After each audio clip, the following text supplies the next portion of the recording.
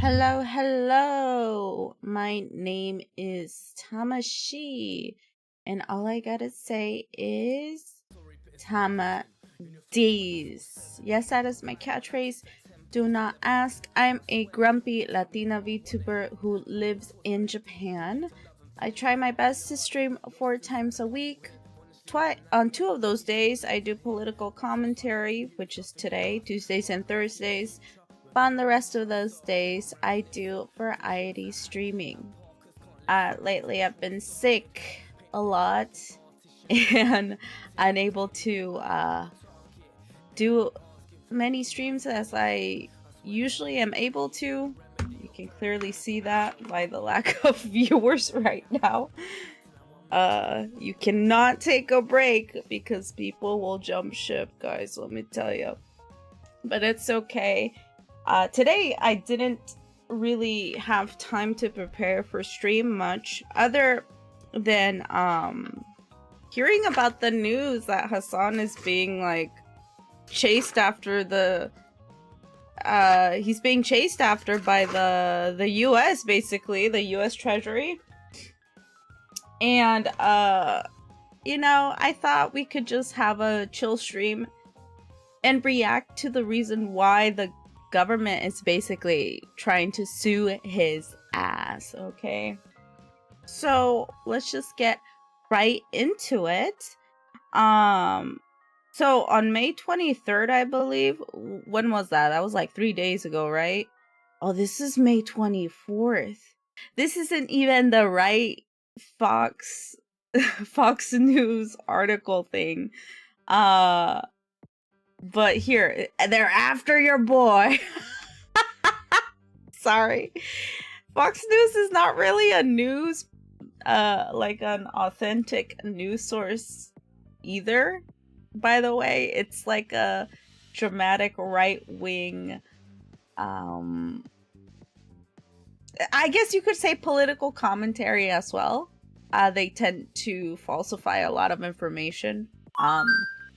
Hello. Thank you for checking in, Zaya36. Yes, hello. Thank you for checking in and joining. But yeah, it's true. They're right there. This is it right there, guys. They're after your boy. Hasan Piker lashes out over Fed probe into Cuba trip. This is not even the right article. But I guess we can just go with it. So basically, on May 23rd, Fox News was the first to leak out that the U.S. federal officials have served, how do you even pronounce this? Can you help me out? Subpoenas.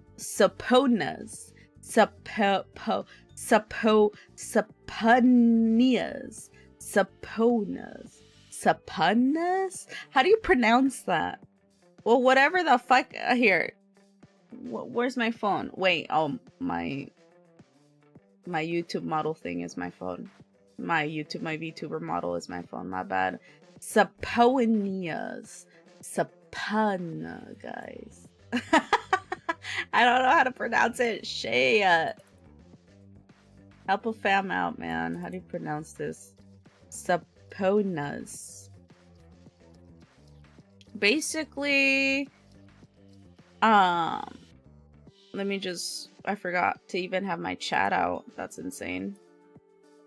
Let me get my chat box out here. That's kind of insane that I don't have my chat box out. Docs. That's what it's called? Jesus Christ. No, I'm not doxing anyone. My bad. That's what it's called. I swear. Okay, guys, listen here. The way you pronounce this is subpoena. Subpoena. Apparently from what Saya is saying is a subpoena. So, okay, Hasan has been hit with a subpoena. Okay. Not only Hasan, but also the co-founder of Code Pink. Her name is Susan Medea Benjamin. So both of these people were hit by a subpoena, apparently, by the US federal government. The thing is that both of them didn't even know, and I don't even think if it's been officially issued. It's just that once Fox heard that that was going to happen, they immediately went and made it into a big news story. So first of all, okay, what the fuck is a subpoena? Subpoena? What the hell? What is that? Okay, so basically, it's a court-ordered request for information. So it's a legal written order to compel an individual to give a testimony on a particular subject and specific time or place of something that they were involved in. Now, this means that the reason why they're... Well, again, Hasan didn't even know this was a thing. And apparently the co-founder of Code Pink as well didn't even know this was a thing.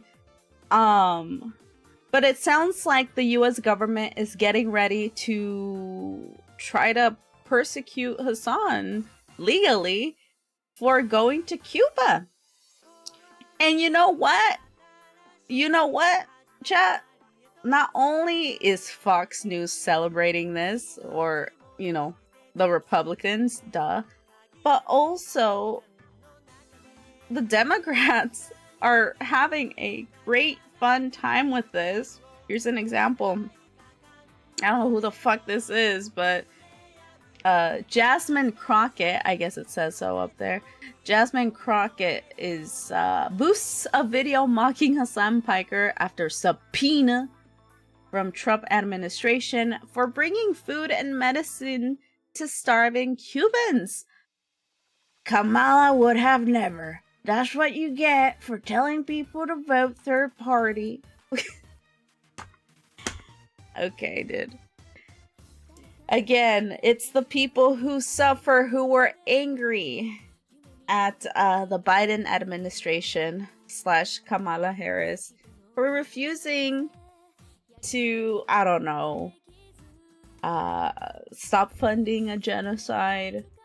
And also for encouraging the US government to, abuse immigrants in the US.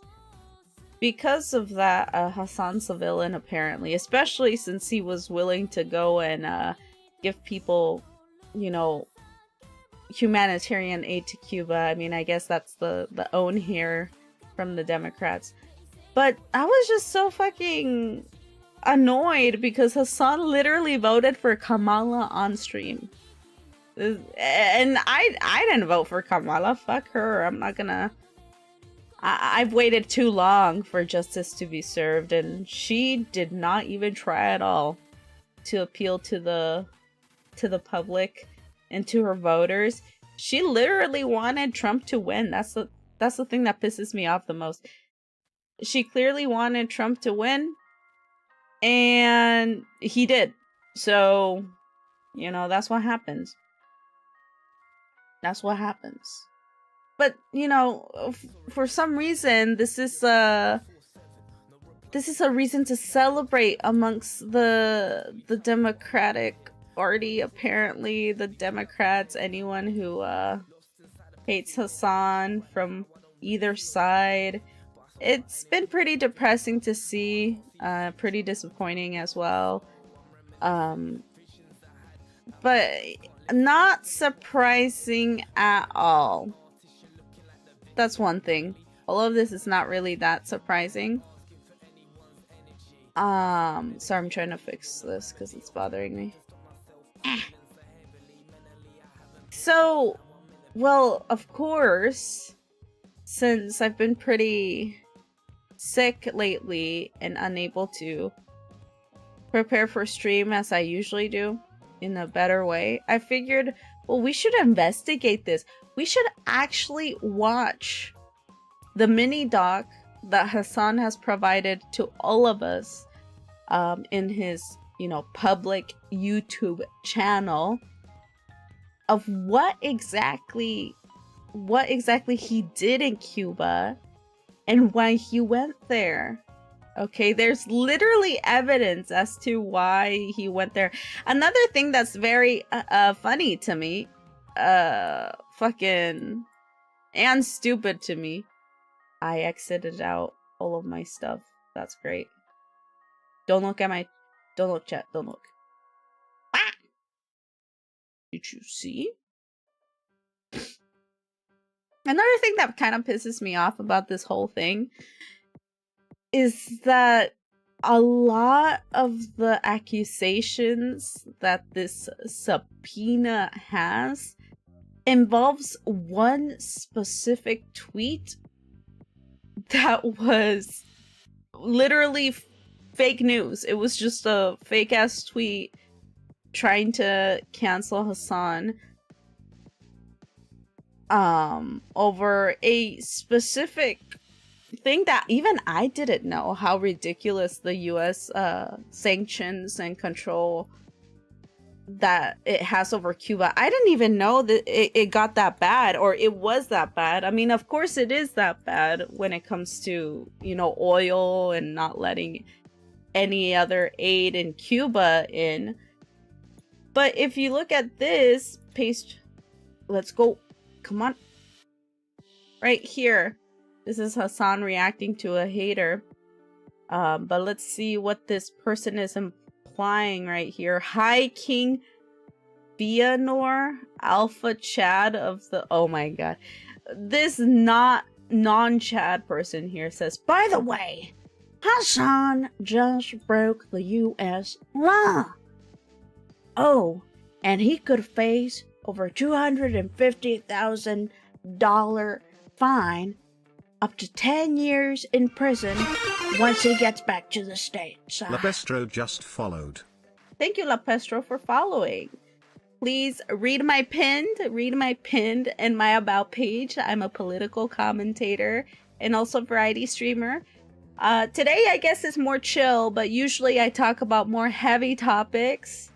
During those times, just let's try to be like serious during streams. But today, I'm talking about Hasan, so it's not that, you know, it's not that heavy today. So I'm more lenient today. But thank you for following Lapestro. Lapestro. So yeah, here they're implying that Hasan's gonna, you know, go into prison for up to 10 years. Once he gets back to the US. And he shows this little screenshot here that says the US Department of State maintains a Cuba prohibited accommodations list. What? I didn't even know that. Look at this.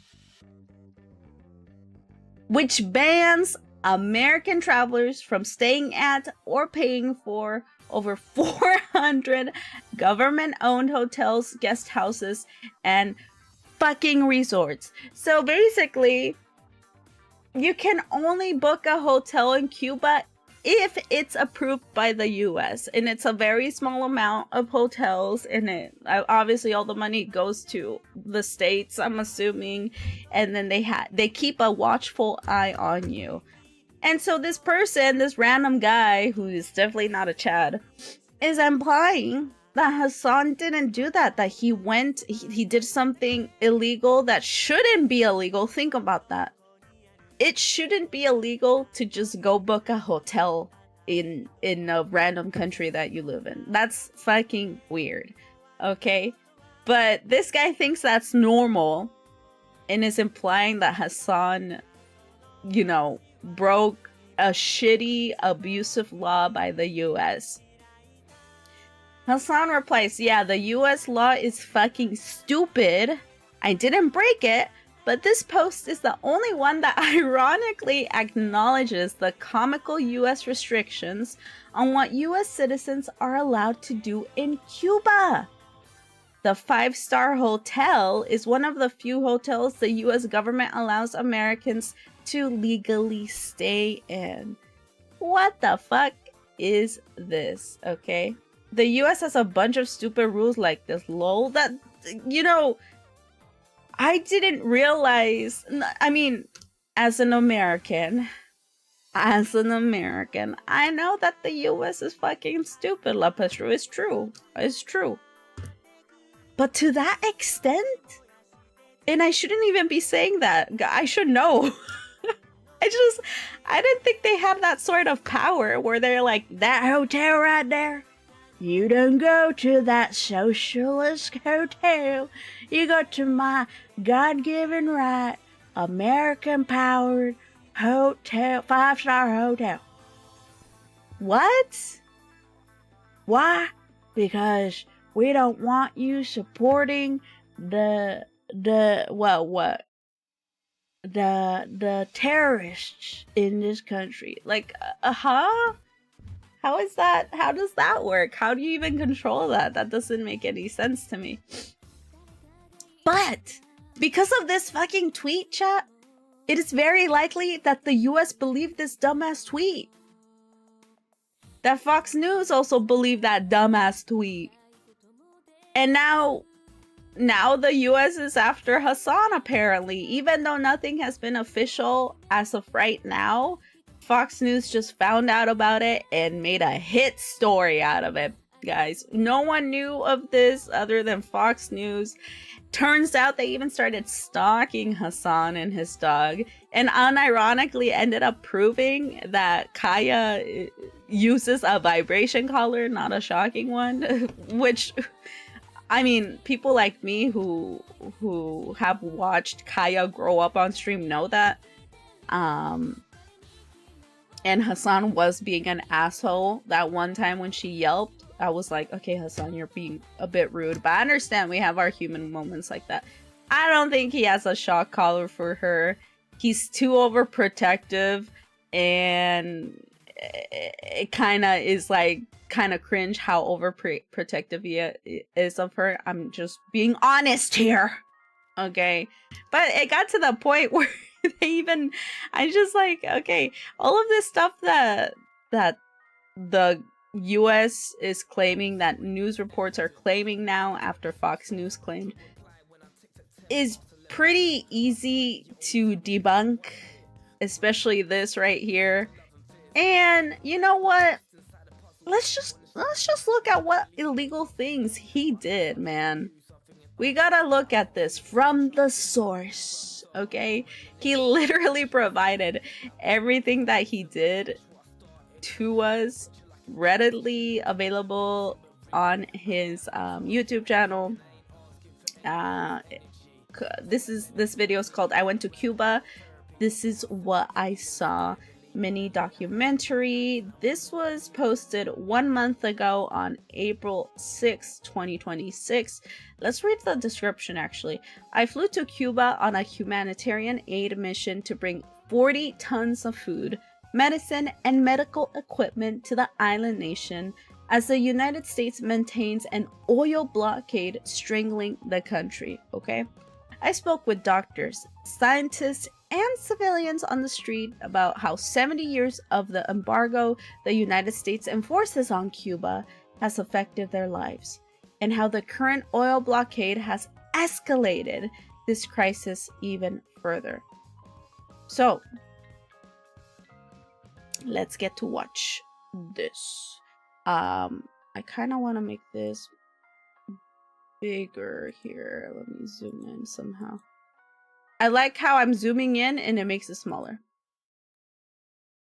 Ko kana? Ko.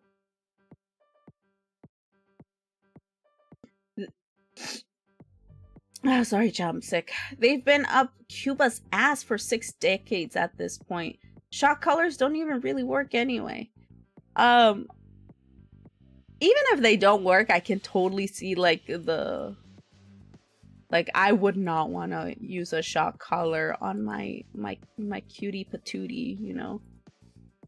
But even then, it's like people need to find a better way to prove things. It needs to be legitimate. Like, if he's a piece of shit, use legitimate things to prove that he's a piece of shit, you know? A lot of the stuff is just like, oh, he's very progressive and I hate him for it. Watch. Hello? But let's watch this mini doc provided by Hasan himself. Again, something very easy to look at and prove if he did anything illegal or not. I'm very excited. I was actually planning on watching this with my father at some point, but that would be like almost impossible to do because I live in Japan and he doesn't. So but I mean we can definitely watch it again together someday. Where the fuck are my settings? I'm gonna turn on my music for y'all. Boop, boop. There we go. And now please help me out here and tell me if you can hear the audio. Okay, let's watch Hasan's mini doc together and let's react to it. Let's see what illegal things he did to deserve the US government subpoenaing him. Is that how you pronounce that? Subpoena. Fucking hell. Wow. You live in Japan? Yes, I do. Yes, I do. That's right. There's like an irrational hate for him. And I'm not even a big fan, Hasan fan either, Lamau.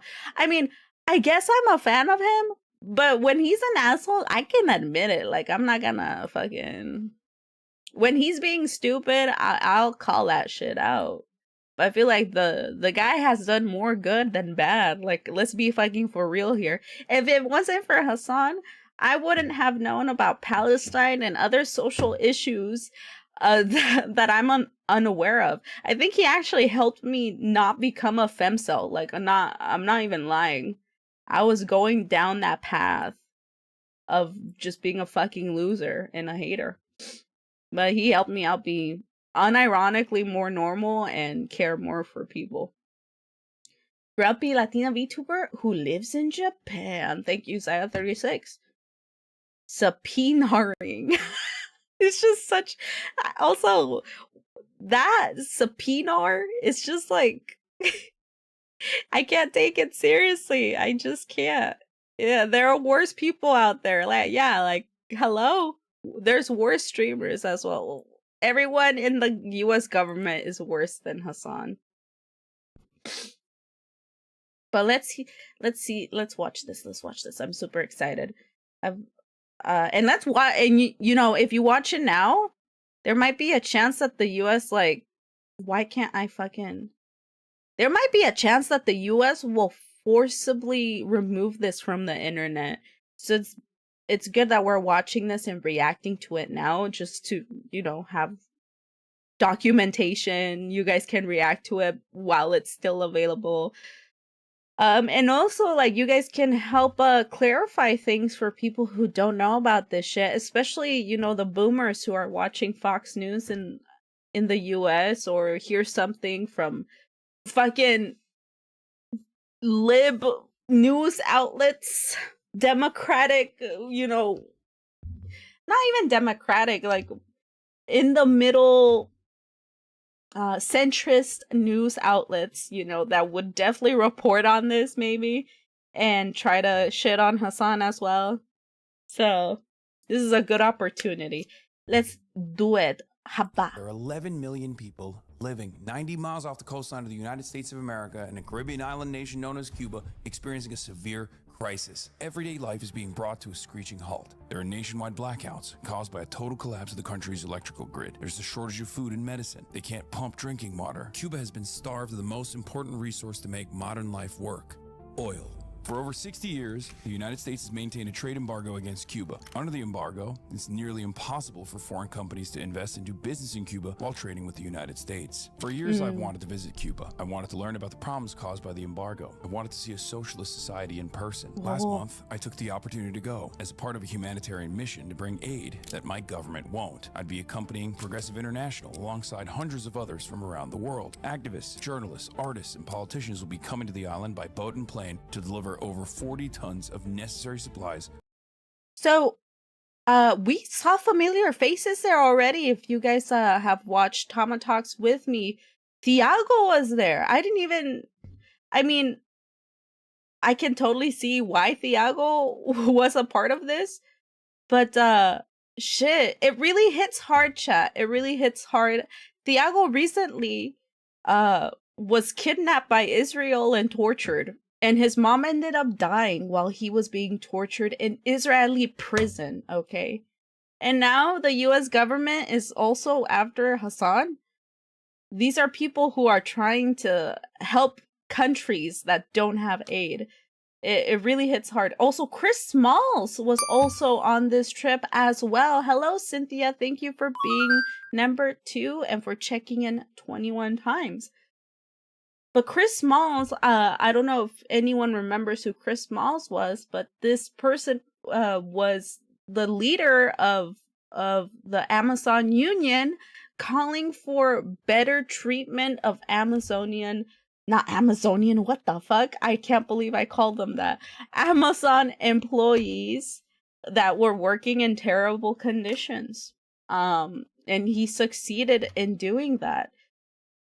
He ended up going to, what's that fashion show called? Fucking hell. What's that fashion show called where people go do fashion stuff? Fuck. Well, he went to go protest the Paris Fashion Week. No, it's like the very famous one where people like famous actors and stuff dress up with really weird clothing. And Met Gala, thank you very much. Yeah, Met Gala. Yeah, Chris Smalls went there to protest Met Gala, right? And to bring the attention of like, again, I think it was hosted by Amazon actually this year, and he went to go protest that and also talk, bring more notice of things that are going wrong in the world.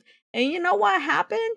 They fucking beat the shit out of him, kidnapped him, and put him in prison, okay? And everyone was freaking out. We saw Chris Moss getting beat up, and we didn't know where he went after that. Like, after the police took him, we didn't know where he go. And then he ended up getting bailed out, fortunately, but shit, you can't even protest things without getting... Well, I mean, it felt pretty criminal, because he's a union, he's an icon. He's been going out there. He also he also tried to send humanitarian aid to Palestine, apparently to Cuba as well. He also was beat up by Israeli soldiers when he was trying to give humanitarian aid to Palestinians. Okay? So a lot of prominent faces here. You guys should know these people, and you guys should know that these people aren't criminals. These people are well-known activists and political commentators that try to encourage people to care about others in other countries that are suffering from US imperialism as well as Israeli imperialism. Just keep that thought, okay? Politicians will be coming to the island by boat and plane to deliver over 40 tons of necessary supplies, food, medicine, and medical equipment. Our first stop is Miami, Florida. Is Delta United? No, it's a special plane. Oh. Special plane? G is where they said we have to go to. Oh. Special plane? What the fuck? They even control the plane? Huh. Shouts out to Copink, Answer Coalition, Progressive International. They set up a flight with medical aid, solar panels, food, numerous things that the Cuban population desperately needs right now. We are basically the last leg of this international convoy that's coming from all around the world. We're now officially on the third month of Cuba being without oil, and the energy grid collapsed in its entirety a couple of days ago for approximately 29 hours until they were able to bring it back up. They're basically operating on 1 HP right now. The entire country is, and it's a total man-made disaster. It should not happen. My goal here is to basically show you guys what the reality looks like on the ground. We're here. Havana, Cuba, baby.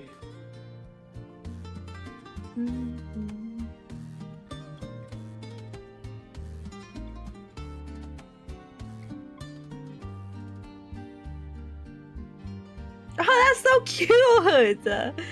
All right, we're in the heart of Havana right now. I want that One of car, the things that chat. I've immediately been hit with is Wow. how beautiful the city is, but also how hollowed out it is in many ways. It looks like, I mean, some of these houses, they have the skeleton, they have the outside, but inside it looks like it's bombed out. You know, there's people living in it, but like very clearly, this is in a dire state of disrepair.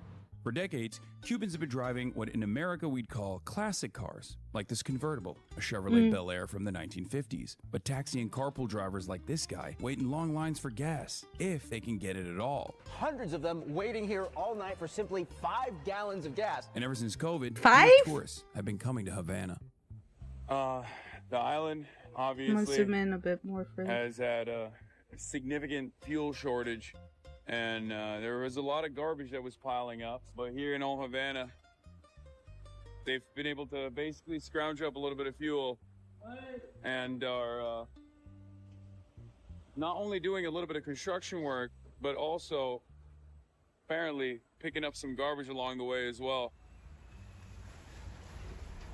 We're going to be heading to a hospital right now. We're going to be talking to a doctor about what the energy infrastructure There we go, that's and better. the lack of oil on the island has done to healthcare in general. Obviously, Since the early days of the Cuban Revolution in the 1960s, the government has promised its citizens free healthcare. As a result, the Cuban healthcare system flourished for decades. Cuban doctors were sent on medical missions around the world, providing care to those in need. And even under the embargo, Cuba became a pioneer in biomedical research. But the energy crisis has put all of this at risk. Dr. Juan Guillermo Sanchez Acuna is the chief of maxillofacial surgery at Havana's General Calixto Garcia University Hospital. He described for me what it was like to have his work totally disrupted by the American oil blockade. The Cuban economy is completely paralyzed by the energy problem. If we don't have any oil, if there's no power, nothing can be produced. So yes, I believe it's the impact that the energy situation has had, this energy blockade on the activity that one performs. Sometimes you're in the middle of an operation and the power just suddenly goes out, right? And you simply continue operating. And the patient, she didn't have her surgery last week because the power failed. And we're going to operate on her this Monday. But today the hospital is having some situations with the anesthetics. For example, there is no isoflurane, no propofol, nothing to reverse the anesthesia. In other words, we're working under very, very difficult conditions. The hospital today only has 5 anesthesia machines, just 5 anesthesia machines. And without replacement parts, for example, we only have 5 monitors for patients when you take them out of. We are working under very harsh, very adverse conditions. But aren't 5 really enough? No. For the whole hospital, 5. This entire hospital, ¿y qué tan grande es eso? ¿Cuántos pacientes? Here, around 450 patients on each floor have problems. You mentioned that the power went 450 patients, chat. One thing that, again, a couple of months ago, once we started learning more about Cuba, and I started learning more about Cuba, there's a lot of things that, I think a couple months ago, about 3 months ago, chat, I was kind of learning about all the propaganda that was shoved into my head, not only my head as an American, but also as a, you know, a Latina. And many Latinos won't consider me a Latina for the simple fact that I was born in the US. But my father is a real Latino and he was born outside of the US, okay? And the thing is, me and him learned the propaganda against Cuba, that Cuba is, you know, was attacked by a evil socialist Hitler-like leader, and that's why the government failed. Communism destroyed Cuba, yada yada, right? But in reality, you know, when I showed it on stream, when we learned about it, Cuba fought against their corrupt government that had leaders working in the interest of the US people, the only ones that were succeeding were the rich families of politicians who were doing everything for the US while everyone else was starving, not having anything. They got tired, sick and tired. In came Fidel Castro and what's the other guy's name? Chavez. And they overtook the government and made it into a socialist government where everyone was treated equally. You will hear propaganda of Cubans who live in the US who escaped persecution, right? Well, basically, the ones that escaped persecution were mostly the rich people who were taking advantage of everyone else. Okay? Of course, they're gonna be mad if they're not rich anymore. All the land and wealth was distributed equally, and a lot of it went into education, especially medical education, okay? Cuba has one of the most advanced medical education out there in the world, and they went around the world providing care, okay? Providing care to countries that were suffering from diseases, from war. For a long time, Cuba has been helping countries that were suffering from the US imperialism. Why? Because they had just escaped US imperialism themselves. And Fidel Castro made it his mission to help other countries fight against that. Of course, they were actually succeeding, and ever since then, the US saw Cuba as a threat. They saw socialism and communism as a threat and did everything in their power to demonize that, to stop, they fucking put a shit ton of embargoes in Cuba, and now we're looking at the consequences of that. Cuba didn't fail because it was socialist / communist or because of Fidel Castro.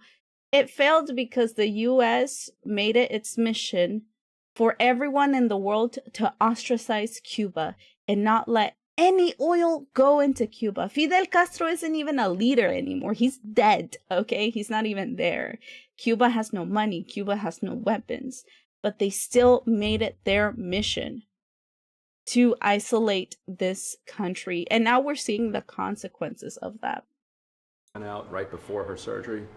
Have there been any situations where there's surgery going on and the power goes out? What do you do then? Flashlights? The facility itself is experiencing some difficulties, right? The entire plant is quite old and outdated. We simply couldn't. We absolutely couldn't manage to complete the surgical procedure. So as a result, we were forced to reschedule the case and then operate on him again. He was saying that it has happened. They have a generator. The hospitals have a generator, but it's very old. Sometimes it doesn't work, and they just have to close them back up and that's crazy. Continue the operation on the time.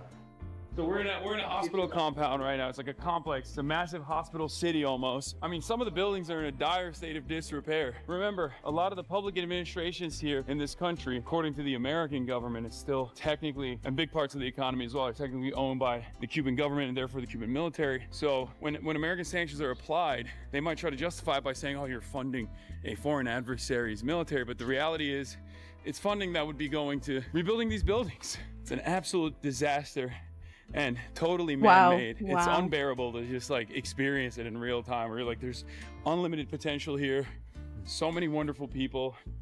The American government's interventions with Cuban healthcare doesn't end there. Secretary of State Marco Rubio instituted new rules prohibiting Cuba's ability to send medical aid missions abroad. Secretary of State Marco Rubio said it will target what he called forced labor linked to the Cuban labor export programs. For decades, Cuba has sent doctors and nurses to natural disasters and disease outbreaks globally. That's not a joke. That's how much America hates free healthcare. Last year, I interviewed Dr. Jose Armando Aronte, who's the director of international medical missions, when Rubio first announced his intentions to force countries in the Caribbean to kick out their doctors. Since then, numerous countries have...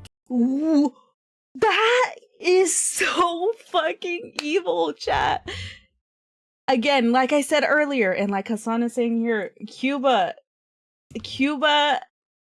after it regained power under Fidel Castro, made it its mission to fund education. Okay, education was very important for their mission to, you know, distribute wealth amongst the people, and they excelled in medical education. Okay, and they always go and provide free health care to other countries that are suffering. You're telling me that the US, who is known for not providing free health care to its US citizens, letting them die from either the lack of health care or the lack of money to afford health care, is now forcing Cuba to get out of countries that are in need of such medical care? That is insane to me. Castro has been dead for a decade. It's insane they still have this much malice towards this little island. It's true. It's true. And it's because they still believe in Castro, I believe. That's the only thing that I can think of. Everyone still remembers, okay? Everyone remembers Castro's, his success. What he managed to do. He proved that you can fight against US imperialism and make the society in your country a better place for the people, not for the government, but for the people. They hate them that much that they're forcing them outside of countries that they want to help people in. That's insane to me. That's actually kind of crazy. Caved to the American demands, including in Jamaica. Fortunate enough to meet up with Dr. Aronte in person and ask him how this made him feel. And when we had the conversation a year ago, Marco Rubio had officially declared it like illegal, but since then, a couple countries have actually removed the Cuban medical aid missions. How does that make you feel as someone who's participated in this? I'm feeling very bad because I was, for example, I was in Jamaica, you know. The main issue is that the people will suffer a lot because the lack of a the health professional from Cuba. I don't know if you remember, I told you that the Cuban medical health professionals were covering the 100% of the region in Jamaica. 100? Of course, the leaders of the country, I know that they have, they will receive forever the medical care in a private facility, even in the United States or other countries. But the people, you know, the low-income people will suffer a lot with the lack of medical care. The health is a human right.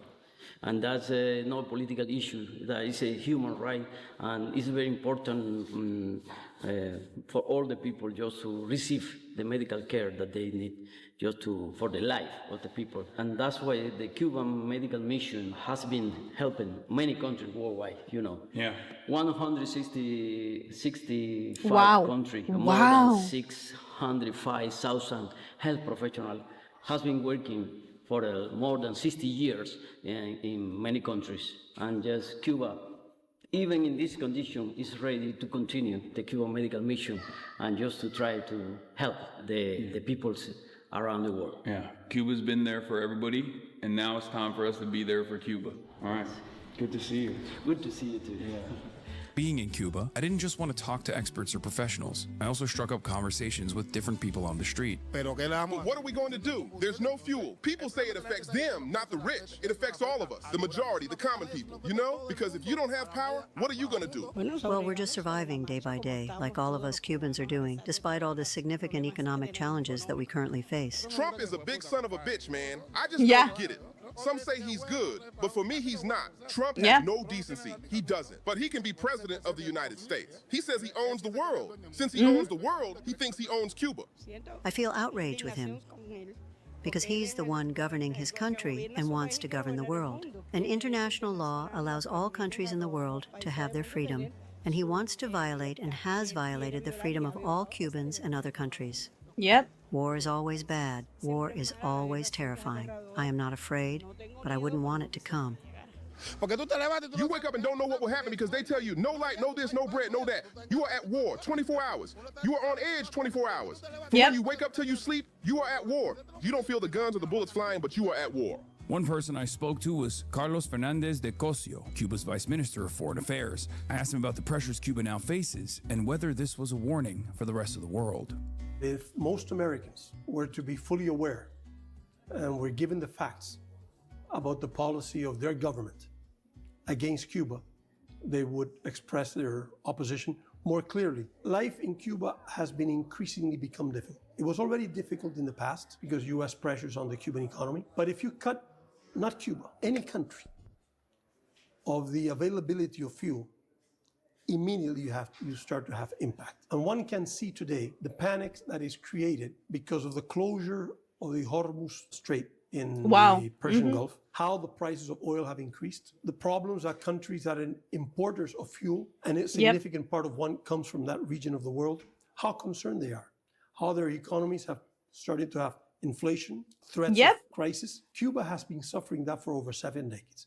And at this moment, the US has significantly closed the total availability of imports of fuel to Cuba, a country that needs fuel for its electrical grid, naturally for transportation, for an industry, for industrial production, for the production of food, for services, healthcare, education, for everything, for life. And Cubans have been forced, all segments of society, to live knowing that in the 24 hours of the day, they might have 20 hours without electricity, and sometimes they go through 36 hours, more than a day, without electricity. Do that for weeks and do that for months. Food gets rotten and in the refrigerators. Your timetable and your schedule is altered. You have difficulty in transformation to go to work, to take your children to school, to visit a relative in a hospital, to take a relative to the hospital. It damages health services in general. So the impact on the population is very hard and is very cruel.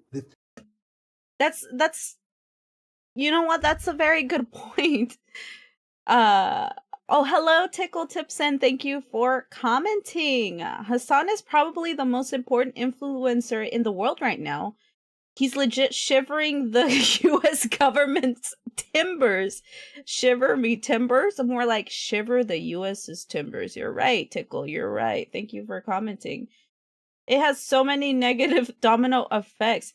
That's the thing. You know, right now,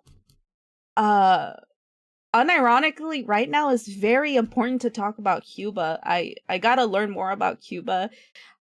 These next few weeks, maybe this, next month and the month after that, I will be having some personal stuff where I'm gonna be very busy and not being able to stream much. But once I get back into it, like, I really want to get into Cuba. Cuba right now, we need to talk about Cuba more than ever. Because right now, we're in a situation where the US has idiotically, the most stupidest thing ever. The US has closed the Strait of Hormuz by killing 200 little girls in an all-girls elementary school in Iran. They killed 200 little girls to fight Iran, thinking they were gonna win, thinking that Iran was gonna give up and ask for mercy. No, of course, Iran will have anger, will rebel against the US government and the Israel government. They're gonna keep fighting until the US bends, okay? It's the other way around. The US doesn't know. The US doesn't have resilience. They don't have faith. They don't have anything, okay? When it comes to countries that have always had their lives at stake because of US imperialism, they're used to that shit. They're used to it, okay? They can take it. Us, we Americans, the US, we're not used to that shit. And right now, the US has closed the Strait of Hormuz. Everyone is feeling it. We're feeling the thank you for checking in, Allie. Thank you for being third. Everyone's feeling it. We know how it feels now to to see the pressure of not having oil. And like this man said, Cuba has been facing that for 7 decades. And they've had it way, way, way, way worse, okay? Right now, it's very important to talk about Cuba because right now, we're just feeling like 1% of what they've been through. You say Iran like a native speaker. Well, it's because I speak Spanish. Sometimes when I don't know a word, I read it in Spanish. But I can also say it in American. Iran. Like that? Is that how they say it? Iran, Iran. I always change it. Cuba is next on the radar. I mean, the whole ass Latin America.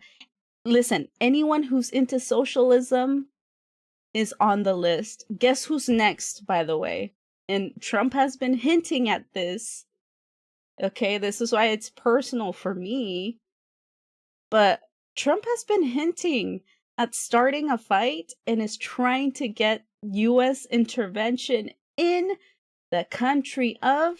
I want to see if anyone's paying attention to the news. What country has Trump been hinting of trying to have military? Colombia as well, but mostly all of them. True, yes, all of them. I mean, that's true. I mean, technically, yeah, the US is literally after everyone. But Mexico, right? Yeah, Mexico. After Claudia, and here's the thing, chat. My dad hated Hasan.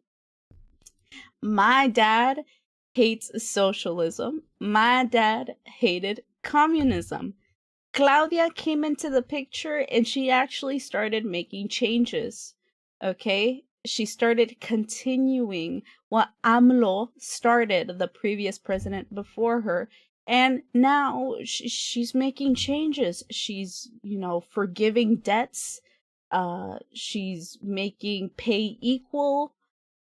She's fighting against fucking narco terrorists in their own country. My dad and many people in Mexico are seeing the positive changes in Mexico, finally. I never thought that would be possible in my entire life, neither my father. And now my dad is totally in love with her, with Claudia. She's implementing, not entirely, but some aspects of socialism into Mexico. And that's why the US is trying to start shit with Mexico. Okay? Trump has been hinting that he really wants the military to be in control of the government in Mexico, to be in control of crime and whatever the fuck. No, it's not because the US cares about Mexico or about drug lords or whatever the fuck they're saying. It's because Mexico is leaning towards socialism, okay? And you know who also leaned into socialism? Cuba, okay? Trump wants them out. It's true. 07 Claudia. Well, that sounds bad. 07 Claudia. But this is like salute Claudia. I'm pretty sure you meant salute, not like 07, it's over, chat. But yeah. And the next, Cuba has been suffering the most from all of this. The majority of Americans would be sufficiently informed about the punishment that is being put on the Cuban people. They would express it in a broader way than it does today. What is the one of the sanctions part is like 10%, up to 10% of the components that are like American made render any product that you're purchasing to be blocked by the American government. The U.S. not only prohibits export from the U.S. to Cuba, and import from Cuba. The U.S. prohibits subsidiaries of U.S. companies, let's say European companies, African companies, Asian companies, that are subsidiaries of U.S. companies from exporting to Cuba. But it doesn't stop there.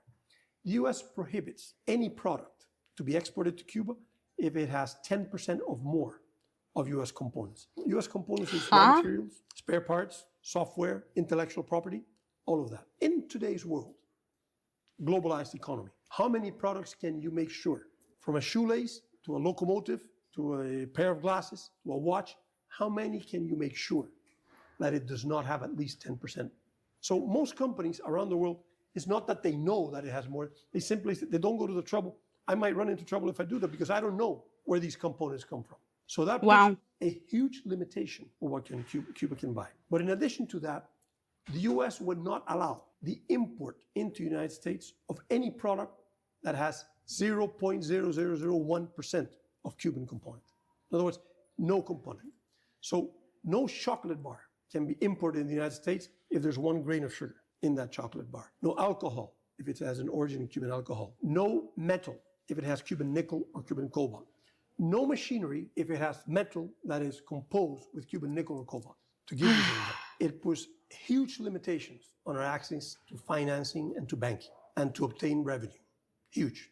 It puts huge limitation on access to markets for Cuban exports, both services and products. Huge limitations to access to technology. It's very difficult for any economy to develop itself to function without access to technology, and it deprives Cuba to access of fuel. Just with those 4 limitations. Try to imagine any economy in the world, the US, European, Japanese, Chinese, and in which you have those huge limitations. How would they function? Why do you think America's doing this? They want to have a capacity to control the fate of Cuba, to create a relationship of dependency and treat Cuba as a vassal state. I don't think they want to annex Cuba, but to try Cuba to be a dominion of the United States. The US wants to restore capitalism in Cuba, go back. No.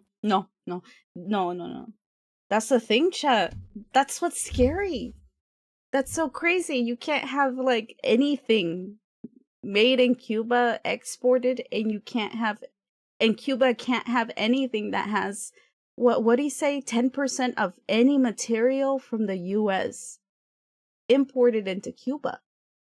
Now, you may ask, well, how the fuck has Cuba been surviving this entire time, right? Well, the thing is that who was fuck chat, who was it? Who was kidnapped? Venezuela, there you go. Venezuela was one of the countries that would export oil to Cuba, chat. Venezuela, again, was one of the countries that would export oil to Cuba, and we're about to make a business deal, oil deal with China. Okay, they're gonna sell their oil to China and be more profitable and all that stuff. You know what the US did? The US fucking went into Cuba, killed a bunch of people, kidnapped their president, and put a new president in there that would do everything that the US wanted. All the oil that would go to Cuba went to Israel. Okay? All the oil that gets sold to Israel now. And that's how Israel is thriving, because they knew that the Strait of Hormuz was going to close down. So they just stole oil from a Latin American country and are currently sending it to Israel. And now Cuba is fucked. Okay, Cuba's more fucked than ever, because where else are they gonna get their oil? They gotta rely on countries that are, kind enough to give them oil to survive. But yeah, like he's saying, the US is simply trying to push Cuba into becoming a capitalist country that does everything for the US once again. And, we can't allow that to happen, Chet. We gotta learn of Cuba's rich history, of how Cuba resisted capitalism and unfairness and succeeded.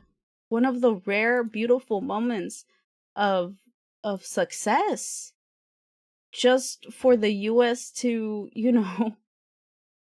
try to destroy that and suffocate Cubans into becoming slaves to the US once again. It's not fair. And restore a relationship of dependency. Again, going back to the past of Cuba. The combination of factors, there could be sentiment of revenge of some minuscule amount of people. There can be ideological differences with Cuba, and simply because Cuba is socialist, and without knowing what socialism means, it sounds strange, it sounds dangerous. so they want to change it.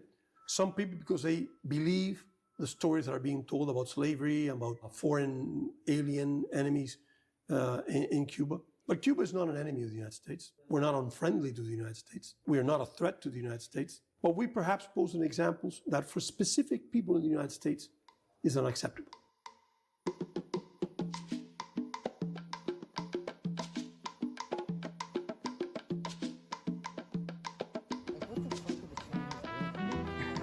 I agree. Electrify the entire grid. Oh, these are fire. Oh. Turquía.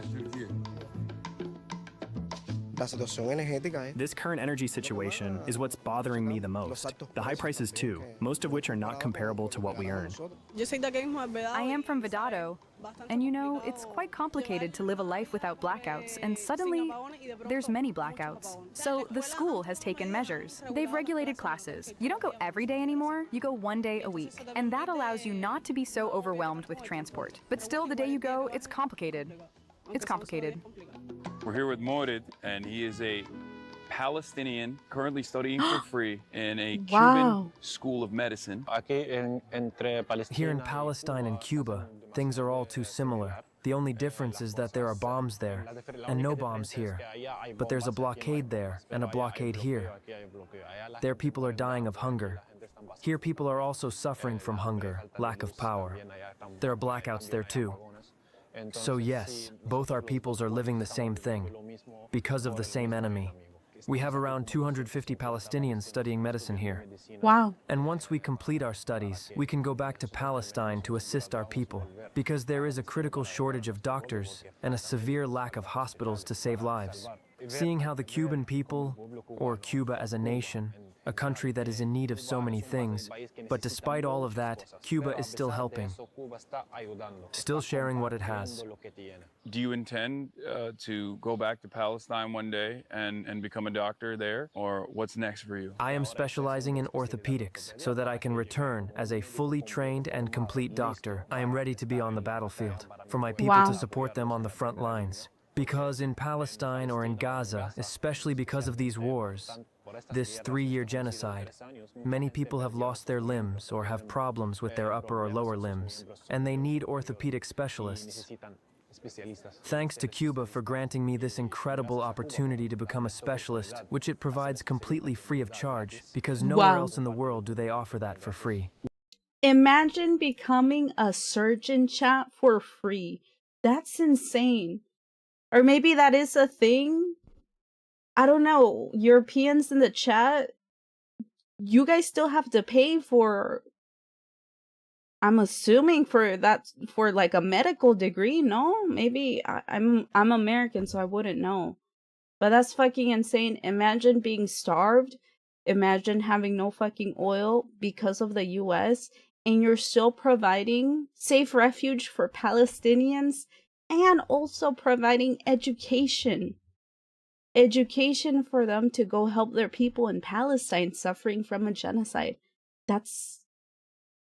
I didn't even know. And yeah, I mean, apparently, and I say apparently because, like, shit, the propaganda is ingrained in me, unfortunately. God damn. See, I gotta get rid of the propaganda chat in me that the US put in me. Jesus fucking Christ.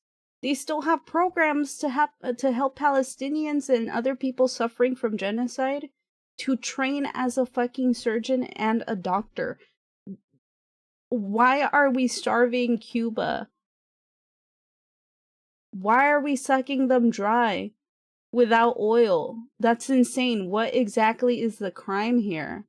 Why is helping people for free a crime?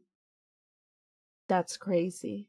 What made you want to be a doctor, and how much does money factor into that decision? The only reason why I asked this question is because Americans think, one, that all of the Cuban doctors that are sent on medical missions are actually being forced to do this, and also Americans think that doctors only become doctors for money. Yes, this is capitalism. What they're looking for is how to sell healthcare, to sell medicine, and to find ways to make money from people's health, not how to save them. They don't care about saving lives. What they care about is their own pockets. Thank you so much. Thank you. Well, it's gonna be translated in the post. Yeah. It's not about me. I'm just seasoning. While the U.S. and Israel rained missiles on Palestine, Lebanon, and Iran, a similar kind of siege was taking place against Cuba. The catch, of course, is that in Cuba, it's a siege without bombs. And as this imperial violence becomes more and more impossible to ignore, even the masses in Western countries have radically shifted their perspective. To me, it feels like people all over the world are no longer as susceptible to propaganda for the empire. I took some of my thoughts to Jeremy Corbyn, former leader of the UK's Labour Party, and now a member of parliament for the new left-wing Your Party. And I asked Jeremy about Cuba, and if this shift in consciousness we're seeing can really change policy. Oh, thanks, mate. Gracias. Gracias, senor. Nothing. Gracias. No, ashtray. No. We're. How do you do a Spanish-British accent? Salud. Salud, Sin bruv. azúcar, sin tabac, todo. Now that the attitude in the Western world has radically shifted against Israel and America in many ways, recognizing the Israeli apartheid, recognizing the genocide, do you feel as though there's an opportunity for people to take a different approach to foreign adversary governments like Cuba that have been designed as foreign adversaries by the American state? Yes, I do. And I think the governments around the world that are either actively practicing hostility to Cuba or just going along with the US strategy on it are way out of step with what the public think. In the UK, there is no hostility towards Cuba at all. People are actually quite pro-Cuba. I mean, what is it about Cuba that gives you this absurd policy of punishing any company that trades with Cuba by not allowing them to trade in the USA? The Helms-Burton Act is like a sort of global sanction against the private sector wanting to trade in Cuba. I mean, it's absurd. Virtually all of the member states of the UN vote against the sanctions on Cuba, but only, the US, the Marshall Islands, Israel and El Salvador. Young people in Cuba have only ever known austerity. They've only ever known a crumbling public realm because of the lack of resources. They've only ever known power outages and power shortages. And whilst they have a very effective health service, it's chronically under-resourced because it needs more research and more medicines. And so I can see how they get onto their iPhone or whatever else, and then they see pictures of unbelievable levels of wealth by a tiny minority of people 90 miles away in Miami. They don't see pictures of the poverty in downtown Chicago. They don't see the pictures of the poverty in so many parts of the USA. And they don't also realize that 30 million Americans have no access to any kind of health care. And it's finished with this. We're in Cuba. Now look out in this wonderful city of Havana. You see the capital there, which is modeled on the US. Taller. This one is taller than ours. Is it? That's what they were saying. Yes. Wait, really? My country's building is smaller. This one's taller. I respect that. We're comparing building sizes now. That's crazy. They're very proud of that. I'm proud of it too. Fuck it. Oh my goodness, I'll go up and have a look then. Yeah. But also, you look over there, there's a lot of buildings that desperately need fixing up. That's the consequences of the blockade. But Cuba is a beautiful place and it's got some fantastic people. So I say to the US, back off, leave Cuba alone, let it develop. And you know what? After a while, you're going to get to love Cuba.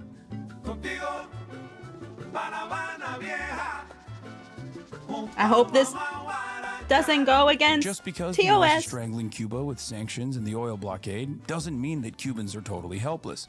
Cuba, like all other countries, faces a difficult green transition away from an economy based on fossil fuels. Spurred by the latest challenges, Cuba is pushing through a long overdue change for solar power, assisted by foreign friends like China. To learn about Cuba's solar push, I spoke to Dr. Lidice Valiant Roca, head of the Photovoltaic Research Laboratory at the University of Havana and one of the leaders of Cuba's solar energy initiative. Since long before the oil crisis, she's been studying how climate change has affected Cuba, making a green transition all the more critical to the island's future. Cuba is at the epicenter of not only imperialism, but also one of the more damaging aspects of anthropogenic climate change.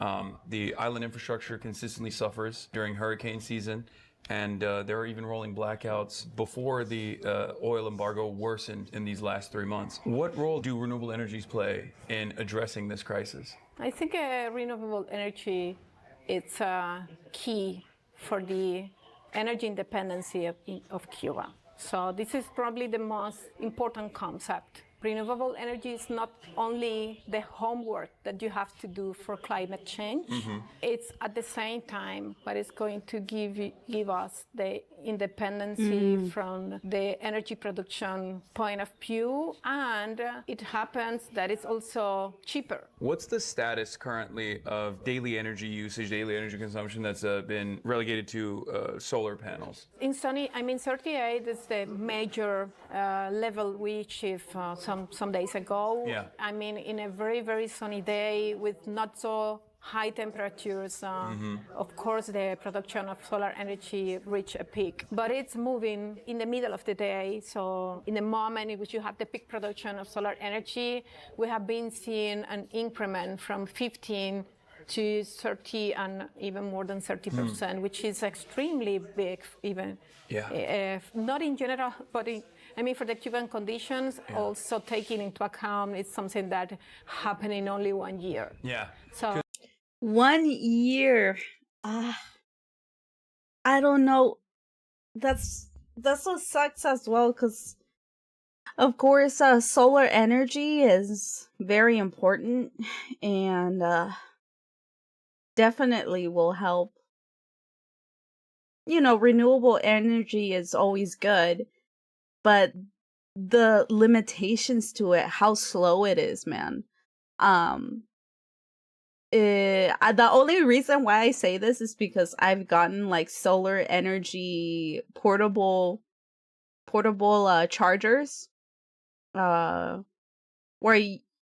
apparently you just put it up to the sun and it charges, and then you have like your whole ass energy thingy around your energy bank. There you go, and you charge your phone and whatever the fuck. Chat, on the hottest sunny day, like I assumed that my battery would be fully charged. No, it didn't even charge like 3%. One whole day on a sunny ass day. And for me, I thought it was a scam, but that's just how it works. It's hard to convert solar energy into like energy. 30% is a lot, of course, especially with the limitations on how to, make that energy usable. But it's still not enough. 30%. That's not enough. But I hope they're able to convert that energy in a way where they just have more. I hope that's possible. It seems like if anyone will be able to discover that, it would be definitely Cuba and other countries that are, suffering from lack of oil. So that would be super cool as well. I wonder if they also do like a wind. What's it called, chat? What do you call those? Windmills? That sort of energy. I wonder if they do that as well. But it would be difficult to make those, huh? Because where was it even a year ago? What was the percentage? Less than 5, between 3 and 4%. Wait. Whoa. Okay, now that's even more impressive, though. That's actually impressive. Last year, they made 5% of energy, and then within 1 year, they increased that by 25%? That's actually pretty insane. Wait. Yo. Cuba? Question mark? What? Solving oil crisis probably pretty soon in the future? That's actually crazy. Imagine increasing 25% in 1 year. That's actually insane. What was the percentage? Less than 5, between 3 and 4%. This sector, the industry, is heavily dominated by China. Yes, more than 90%. Yeah, and I mean it's a complete monopoly. And does that make things a little bit easier as far as being able to purchase certain components? because the Chinese government doesn't abide by, as far as I understand, American restrictions that normally other countries in Europe, especially in the field of medicine, I've been talking to a lot of doctors. Yes, I think yes. Have there been restrictions in any way? Yes, there are always restrictions anyway. I mean, the blockade can reach even China. Mm-hmm. I mean, because companies are companies, even if they are China-based. And sometimes if the company has interests in other places or related to the American market, they won't risk. Wow. So even China. Oh God, I know this song. Now, Oh, Cuban shit. ingenuity doesn't end with trying to radically restructure I'm gonna the check entire my energy grid. YouTube. Cuba's progress in biomedical research has been the envy of the world for many decades. A recent high point was Cuba's homegrown COVID vaccine, the only such vaccine made by a poor country. To learn about this field, I talked to a world-renowned neuroscientist, Dr. Mitchell Valdez Sosa. We discussed both how progress has been limited by American sanctions and what Cuban scientists have been able to accomplish regardless.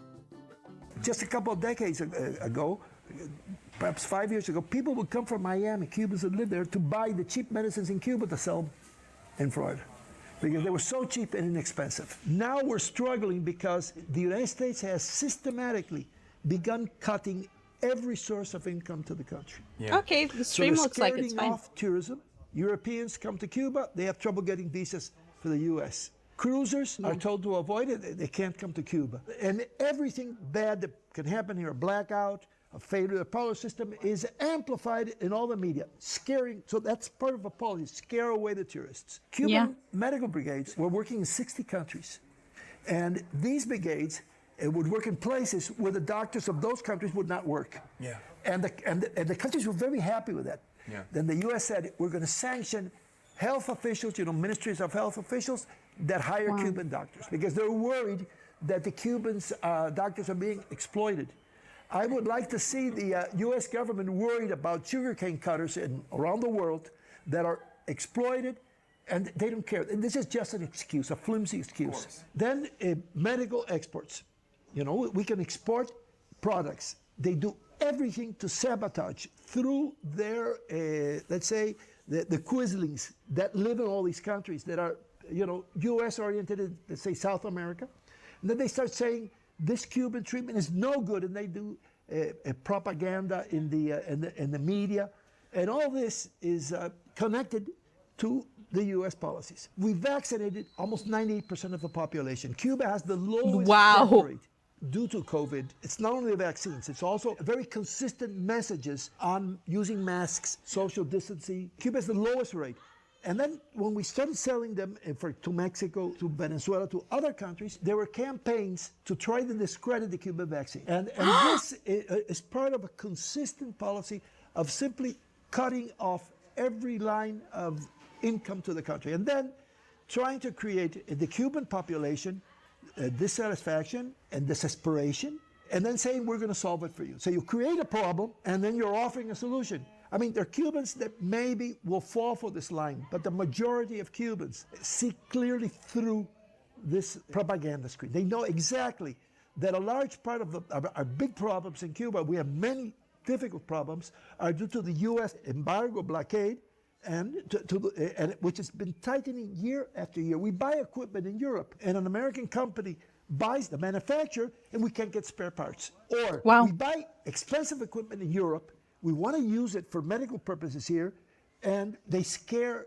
the European companies off. I've spoke to the vice president of a company in Germany that said, I'm ashamed of this. International commerce should not be like this, but we could have problems with the U.S., and that's an important market for us. So there are all these indirect ways. I remember seeing an appearance by Marco Rubio in the Congress saying, we're not blockading Cuba. There are no ships blocking the ports, and this is hypocritical. It's a policy of strangling the country. Our anti-Alzheimer drug, Senero 201, which we developed in Cuba and using labs in Mexico and in France, because we can't get materials because the U.S. would block them. So what we do is collaborate. But we have people willing to work with us. They are searching for investors, and their lawyers are saying, careful, the U.S. sanctions.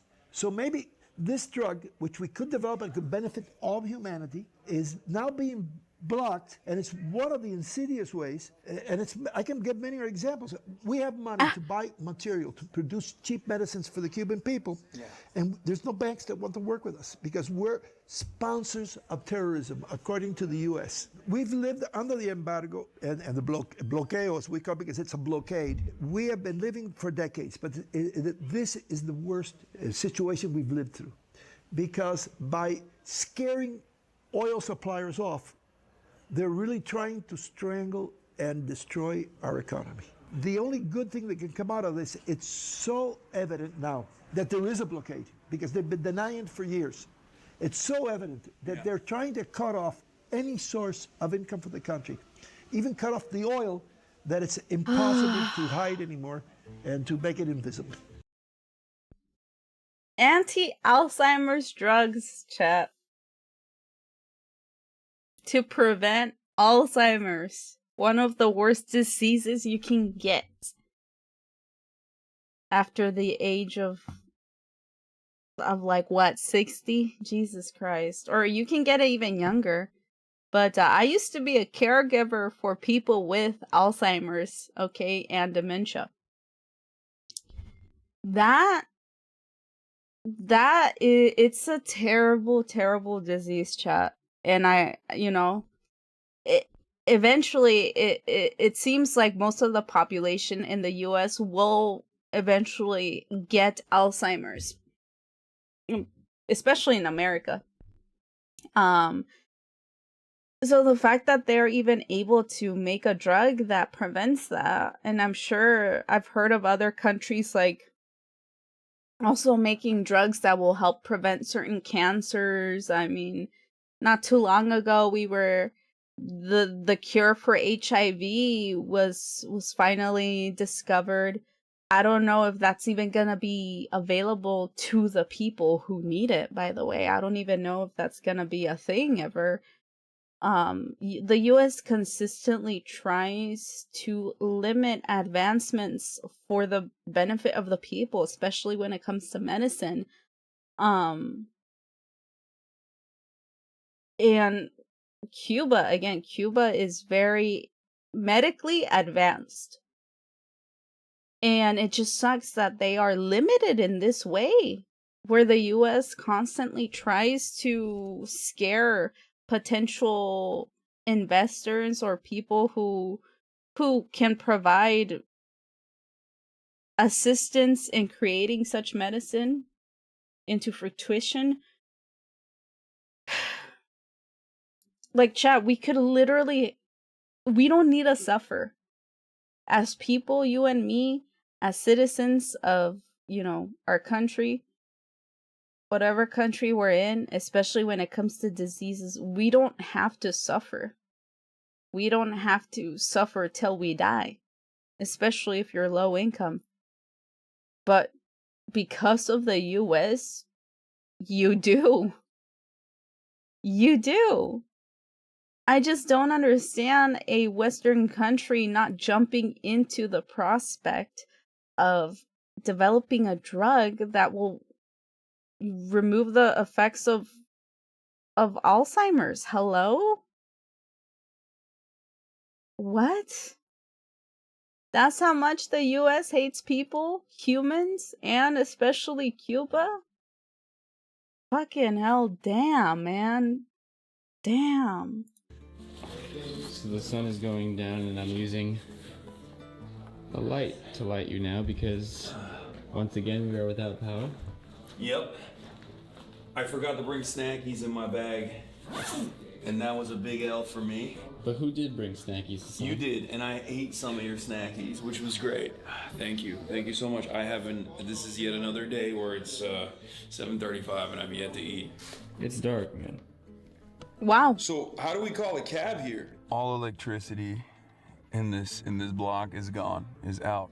Unfucking believable that this is directly a man-made crisis. And what many consider to be is a product of the government's incompetence. It's actually directly a consequence of American intervention in the most vile form. It's crazy. And from what I understand, speaking to some of the people on the ground, a decent chunk of the Cuban population, young Cubans especially, also are unaware of the real reasons as to why this crisis is unfolding since the year 2019, when like the initial sanctions packages started rolling in that limited the oil tankers that were able to come to the island. Obviously, this is the most devastating version of this, with threats of interception of oil tankers that are coming into the island. At least the city functions are still working, you know, the lights are working.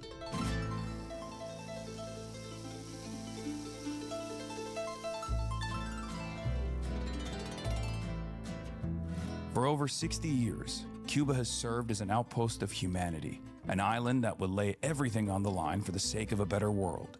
It has done this by sending medical missions to the South Pacific, dispatching military reinforcements to fight the apartheid, and even sharing its homegrown COVID vaccines with the world when wealthy nations hoarded doses for themselves. With this commitment has come a very high price. Every day, Cubans are pushed further to the brink of survival. In Havana, I saw with my own eyes the shadow of Washington's deliberate policy of collective punishment, the horror of patients surviving on hand-pumped ventilators, sweating through darkness with no electricity to ease their suffering. Yet Cubans are, and Cuba is, resilient. There is the doctor who operates by phone light, the Palestinian medical student learning to sew his people back together, the scientist turning the Caribbean sunshine into energy independence, and, of course, there are the hearts of all those in Cuba who refuse to trade their sovereignty for a momentary relief. Cuba's future belongs to no one but the Cuban people themselves. And despite the challenges laid before them in such dark times, the people of Cuba bring all of humanity, step by step, just a bit closer to the light. Cuba has been there for the rest of the world, and now it is our time to be there for Cuba. Patria o muerte, venceremos. Homeland or death, we will prevail. Wow.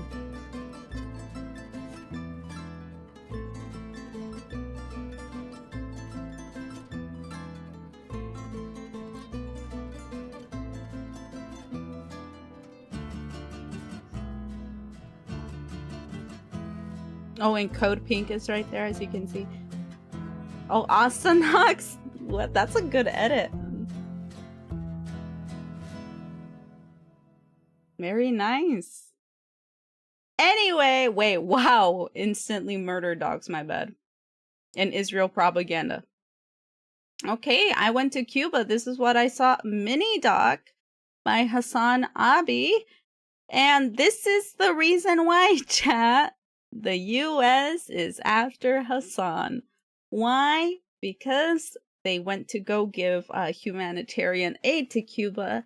And not only that, they also documented the realities of Cuba, how the people have suffered despite Cuba being very open to helping other countries around the world with medicine and also resisting apartheid.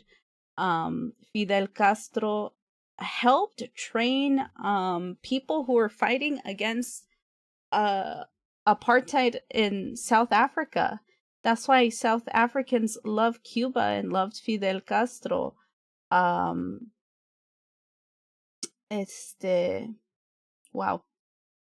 Not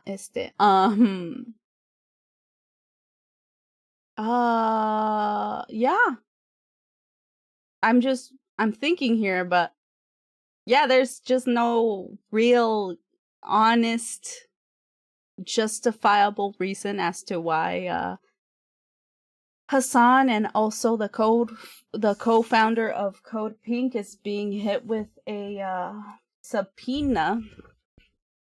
And it's very tragic to me that you know, it's not only the Republicans cheering this on. Unfortunately, it's a bunch of Democrats as well, feeling very happy that Hasan is being attacked by the U.S. government simply for helping Cuba and humanizing them, and also, you know, showing the reality that, you know, the U.S. is abusing Cuba, trying to push it to its breaking point to gain control over it, and it's trying to hide that fact from the average American. But like Hasan said in the documentary, he said it himself. We are at a time where people like you and me won't fall for this shit anymore.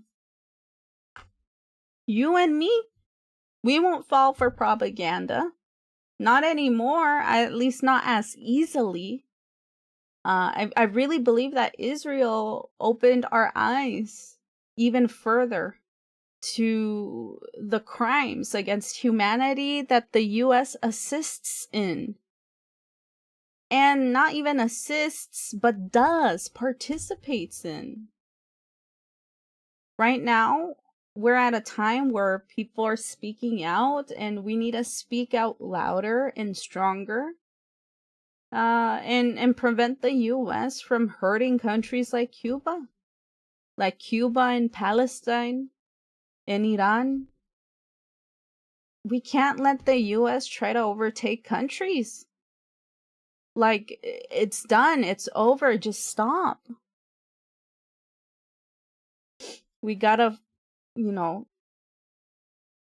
get rid of Israel in the sense where we don't send all of our tax dollars to it. We don't send all of our weapons to it, and we don't support it unconditionally. We force them to stop committing genocide in Palestine, Lebanon, and Iran, and any other country they see as a fucking threat. We let Cuba be independent. We let Cuba, make business with other countries so it can flourish.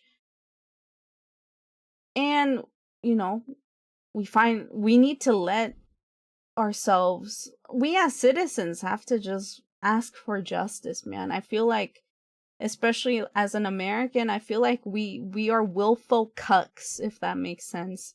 We're just cucked, and we let ourselves be cucked. Something unfair happens, we just shrug it off and be like, it is what it is. I'm just gonna suffer here. And, I don't know, blame an immigrant or blame Cuba, blame something else, except our political leaders, both in the Republican Party and also the Democratic Party. Something needs to change, okay?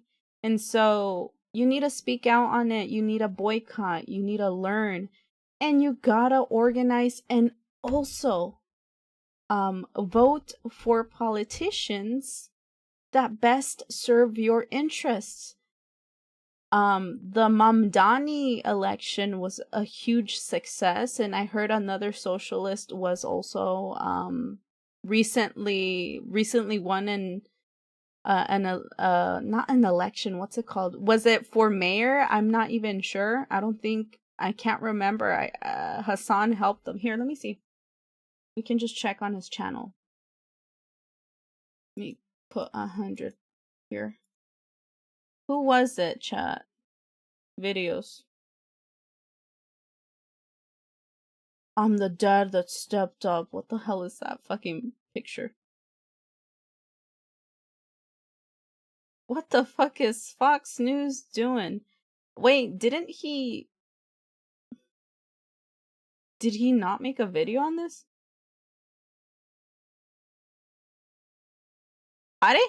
Hantavirus. He made a video of the hantavirus, though. What the fuck? Who was it? Let me reach out while I look for this.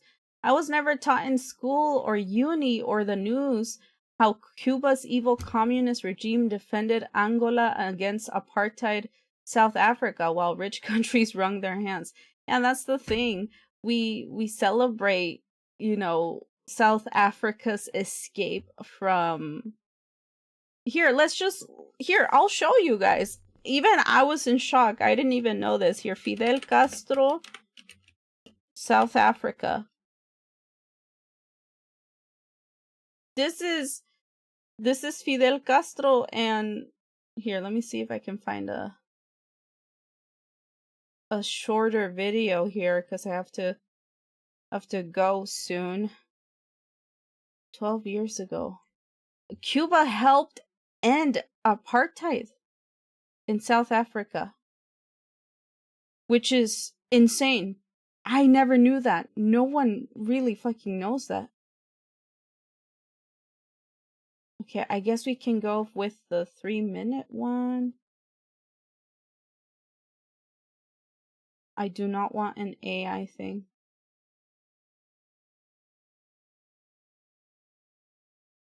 I've had it with these fucking AI videos, shut.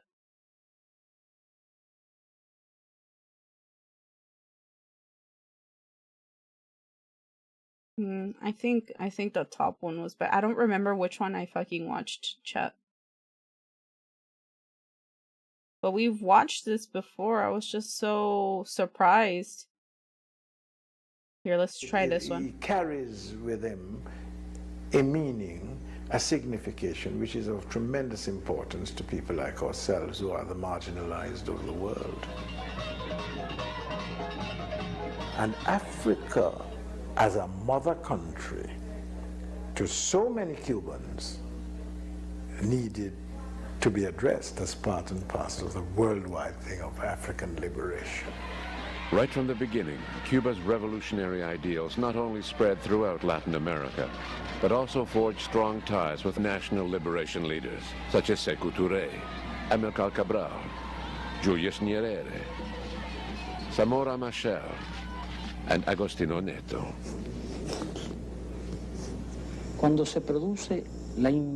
When regular South African troops invaded Angola, we couldn't stand and do nothing. When the MPLA asked for our help, we offered them the help they needed. In 1975, as Angola moved towards independence from Portugal, the CIA, along with the apartheid government of South Africa, tried to bring down the new Angolan government. At the request of the Angolan president, Fidel sent 36,000 troops to keep the South African forces from attacking Luanda, the capital. See, and that's the funny thing, the US was the one participating in apartheid, by the way. For many Cubans, whose ancestors were African slaves, the fight in Angola was a way to repair a debt to history.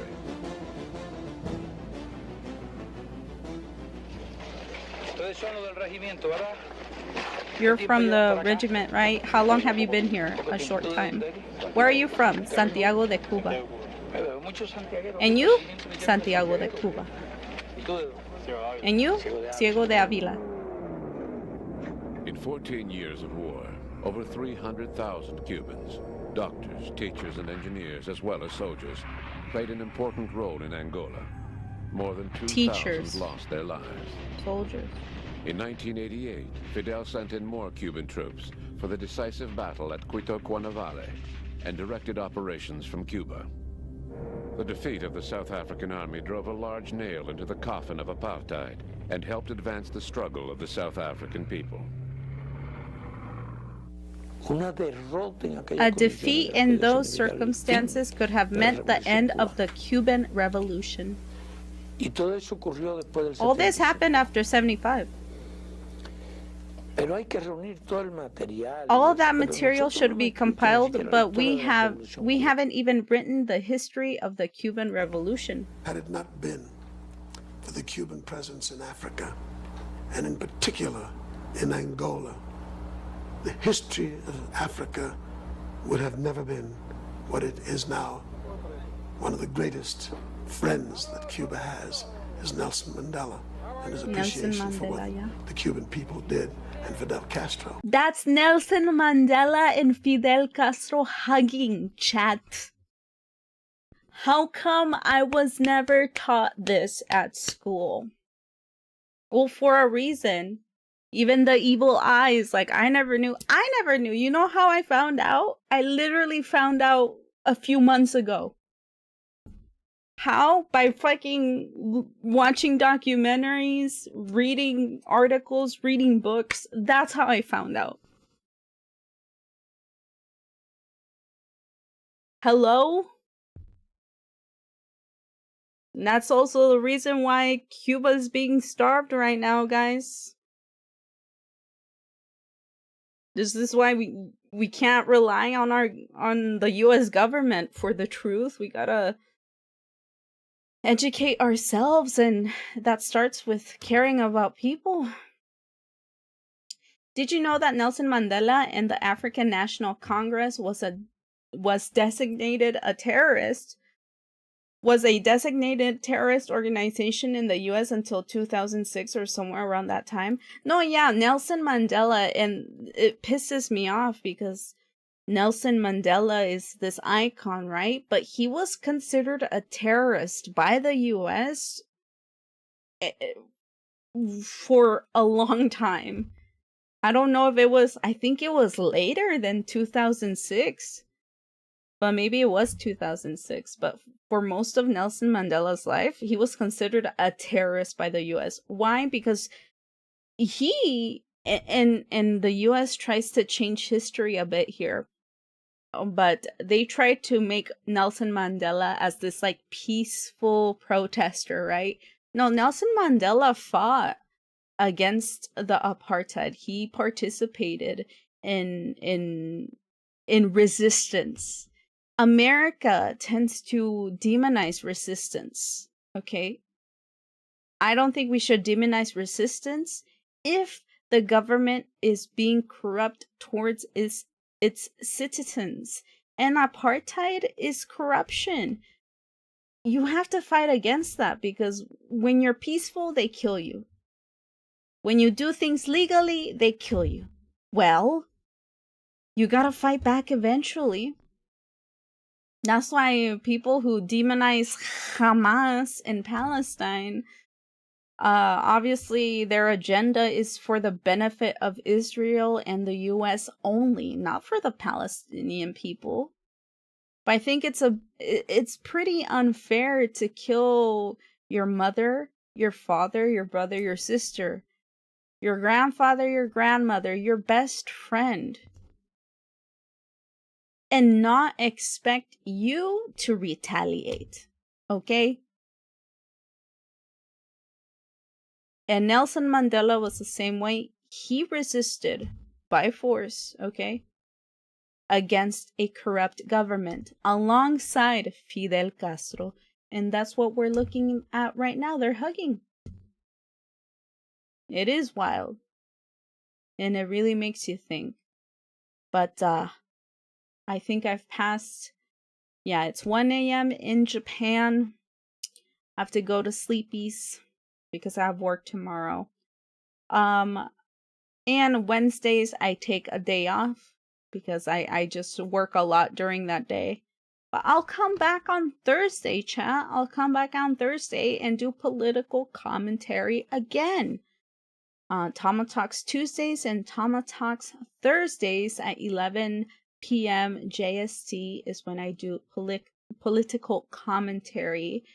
And Friday and Saturdays, I do variety streaming and just be silly and fun and chaotic, okay? But I'll see you guys on Thursday for TamaTalks Thursday. And I want to talk about I'm either gonna talk about Cuba or the Global Summit Flotillas chat. A lot of things were revealed from those who were kidnapped by Israel and were put in Israeli prisons. And it's pretty heavy stuff, but I feel like we need to talk about it because people keep denying the crimes that Israel does to its prisoners, and everything that the Palestinians have been claiming that Israel does to them has been done to these activists and civilians from around the world who are trying to feed children in Palestine. I will most likely talk about that on Thursday or something else, whatever pops out in my mind if I have time to do research. But yes, we saw the reason why Hasan is being attacked by the US government, US news outlets, and Democrats alongside Republicans. We can't allow this stuff to happen. We can't allow our corrupt government to even go against free speech. Not only free speech, but also activism, okay? Hasan did everything legally to go into Cuba, okay? And he was there for journalistic purposes. He had a journalist visa. he was in the designated hotel that you can only check in at, allowed by the US, and the US allowed him to go to Cuba. There's no reason for him to be persecuted for this. So I hope you guys are, willing to speak out against the US government, okay? But I'll see you later. I'll see you guys on Thursday around the same time. And good night, y'all. Bye-bye.